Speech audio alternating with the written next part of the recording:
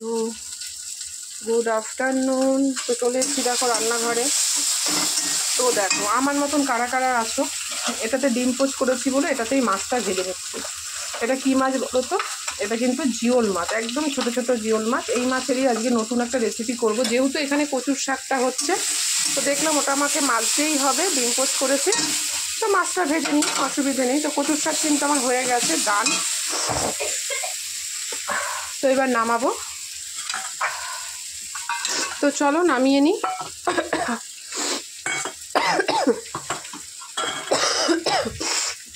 ঠান্ডাও লেগেছে আমার। তো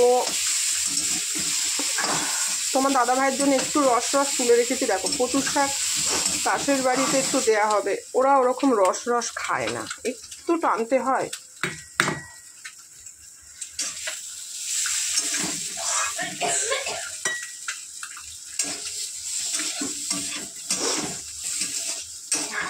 তো এই কড়াটাতে মাছ করবো। তো এখানে মাছটা ভাজা হচ্ছে, এটাতে মশলাটা কষিয়ে নেবো। তো জিওল মাছ তো জ্যান্ত মাছ, জানো খুবই উপকারী একটা মাছ। তো বন্ধু দেখো কড়া বসিয়ে দিয়েছি ধুয়ে, আর এদিকে কিন্তু মাছটা ভাজা হয়ে গেছে। এবারে কিন্তু আমি দেখতেই পাচ্ছ তুলে নেব। তো এটা আমার কিনে অনেক উপকার হয়েছে, যে কোনো জিনিস ফোড়ন দেয়া। তারপরে দেখো কি সুন্দর মাছগুলো ভাজা হয়ে গেছে। তারপরে ডিম পোচ করা, এই যে এখন যেমন ছোট ছোট মাছ ভাজা, খুবই আমার কাজে। দেখতেই পাচ্ছ।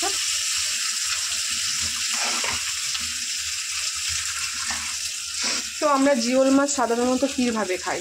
সাধারণত আমরা জিওল মাছ খাই হচ্ছে একদম পেঁপে আলু দিয়ে পাতলা ঝোল, এবং এটা উপকারী মাছ। কিন্তু আজকে আমি করবো একদমই আলাদা, সম্পূর্ণ কিন্তু আলাদাভাবে করব। এর আগে একদিন পাশের বাড়ির এক দিদি কিন্তু দিয়েছে, তো করেছি, পাতলা ঝোল করা হয়েছে। তো সেটা এক বাটি আছে, কারণ তোমার দাদাভাই হয়তো এটা এইভাবে খাবে না, আমি আর আমার শাশুড়ি মা খাবো, ছেলে খাবে না। এর জন্য ছেলের জন্য এই মাছের মধ্যে দুটো ডিম পোচ করে রেখেছি, দিয়ে দেবো। ওই মাছ খাবে না। তো যাই হোক, তো এখানে মাছটা ভাজা হতে হতে কিন্তু আমি এখানে তরকারিটা বসিয়ে দেবো, কোনো প্রবলেম নেই। তো জিরে ফোড়ন দিয়ে দিয়েছি তেলে, জিরেটা বেশ ভাজা হয়ে গেছে। মুছে নিই। খুব সুন্দর কিন্তু ভাজা হয়ে গেছে। এবারে দিয়ে দেবো পেঁয়াজ।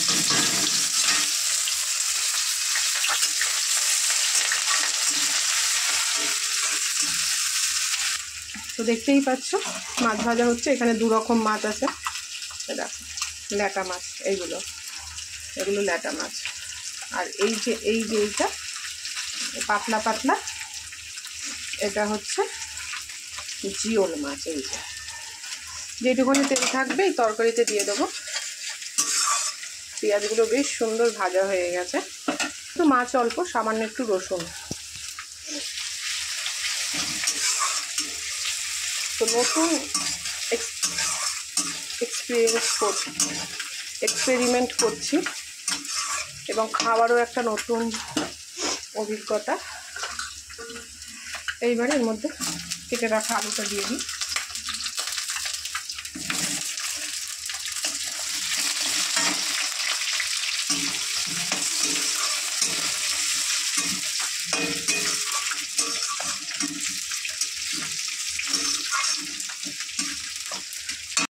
আদা লঙ্কা একসাথে পেস্ট করা।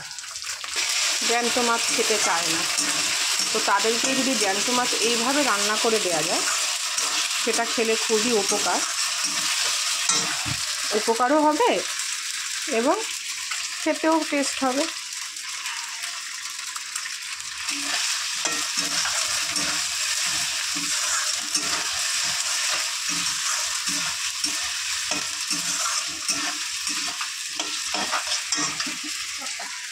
কেটে রাখা টমেটোটা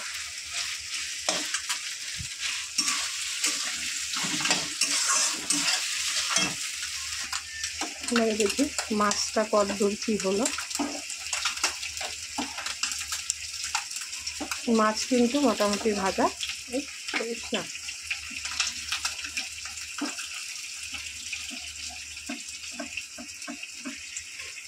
তো দেখো এই তেলটুখানি মাছের তরকারিতে দিয়ে দেবো।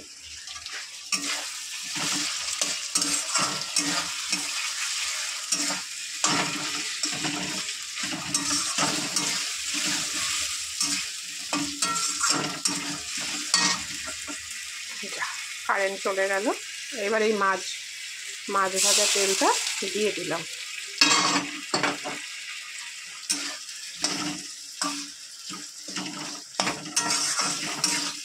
রোজ সেভিং হয়ে গেল। ভাবা যায় জ্যান্ত জিওল মাছ, তাকে আমি এইভাবে রান্না করছি।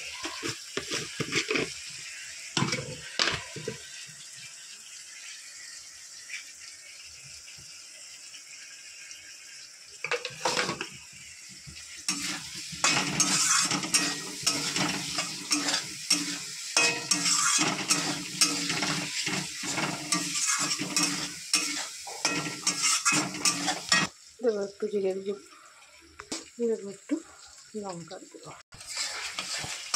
তো দেখো কত সুন্দর কাতলা মাছের কালিয়ার মতন কিন্তু হয়ে গেছে। গন্ধটাও কিন্তু দারুণ বেরিয়েছে। এই মাছের এইটার মধ্যেই কিন্তু আমি ছেলে ভেজে রাখা ডিম পোস্টটা দিয়ে দেবো। এইবারে আমি এই মাছগুলো, যেহেতু একদম ছোটো ছোটো মাছ ভেজেছি, এইগুলো হচ্ছে জিওল মাছ, আর এইগুলো হচ্ছে ল্যাটা মাছ। ভালো করে কষিয়ে নেব। বেশি জল দেব না, ছেলের জন্য তুলে রাখবো। ফুটে গেলে জল দিয়ে ডিম দেবো, দিয়ে ফুটে গেলে ওর জন্য আলাদা একটা পাত্রে তুলে রাখবো। দুপুরবেলা খাবে আর রাত্রিবেলায় রুটি দিয়ে খাবে।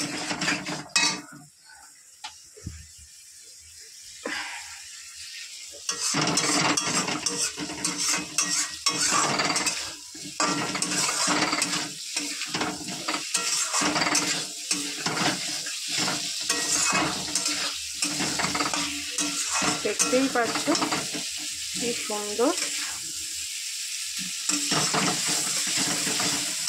দারুণ দারুণ। তো অবশ্যই যারা খায় না তাদের জন্য এইভাবে কিন্তু জ্যান্ত মাছ তোমরা করে দেবে, কেটে কেটে খাবে। তো বন্ধু এটার মধ্যে একটু জল বসিয়ে দিই, যেহেতু বেশি জল দেব না, গরম হোক। এটা আমার অনেক উপকারে লেগেছে।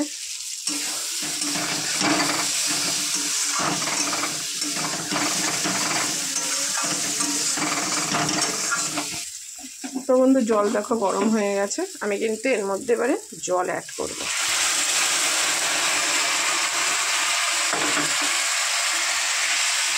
তো আলু সেদ্ধ হবে, তো সেই জন্য কিন্তু একটুখানি জল দেব। দেখতেই পাচ্ছ গন্ধ তো দারুণ বেরিয়েছে। এই ডিম পোস্ট দুটো দিয়ে দেবো ঝোলে,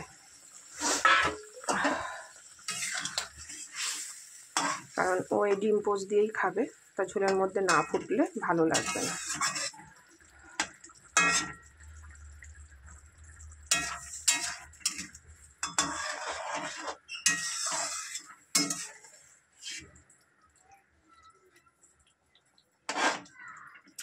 দেখতেই পাচ্ছ কালারটা শুধু দেখো। তো এইভাবে জ্যান্ত মাছ অবশ্যই ভালো লাগবে, খেয়ে দেখবে। এটা হয়ে গেলে গরম মশলা দিয়ে হোক বা ধনেপাতা দিয়ে হোক নামিয়ে নিয়ে গরম গরম ভাতে পরিবেশন করলেই কিন্তু দারুণ লাগবে। তো চলো, আবার কারেন্ট চলে এসছে, তো দেখো কালারটা। তো ঢেকে দিয়ে অন্য কাজ করি। হয়ে গেল আজকের এই নতুন রেসিপিটা। তোমরা অবশ্যই ট্রাই করে দেখো এবং ট্রাই করে খেয়ে দেখে আমাকে কমেন্ট করে জানিও। তো চলো, আজকেও খাবার রিভিউ দেবো, কেমন লাগলো। ফিরে আসছি অন্য ভিডিওর সাথে।